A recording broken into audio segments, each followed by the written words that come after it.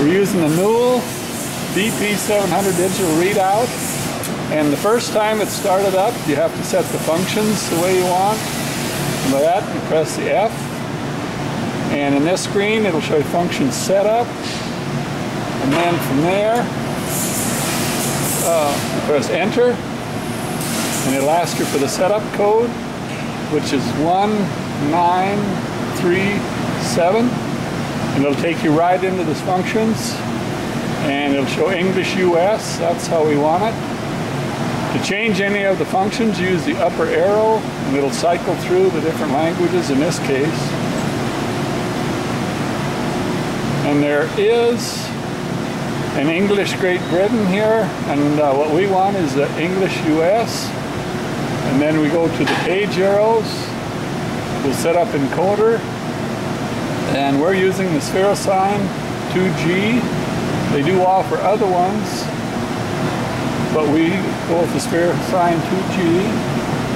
Then we page again. The resolution, here it's set on 2/10,000ths. We don't want it that fine, so we'll go to 1,000th. And then we'll page again to the setup direction.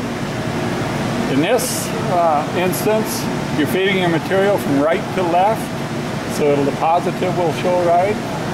What we don't want to do is this instance, which will be just backwards for the way we feed. So we'll go back to this one, and then that's fine. In the setup, radius or diameter, we want radius. If you use a diameter setting, it'll read twice whatever your movements are. So we do want the radius setting. And then actually that's all of the functions that we need to set for what we use it for. So to get out of that, you hit the F again for function, and you're back into calibration mode. And normally what we'll set down here is the inch. The red light will show inch or millimeters or an inch. And normally we'll want the absolute setting rather than the incremental, and we'll want the set here instead of the 0.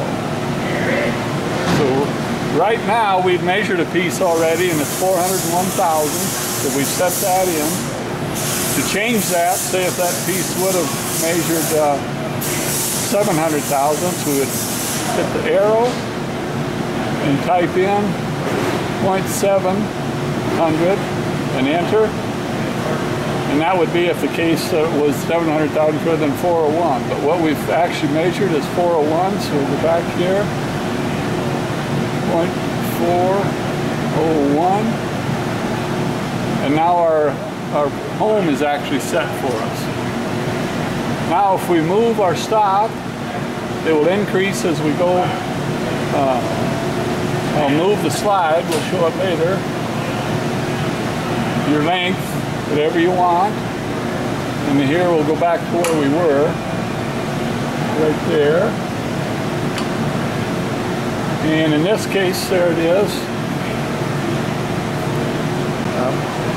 This is in the absolute setting yet.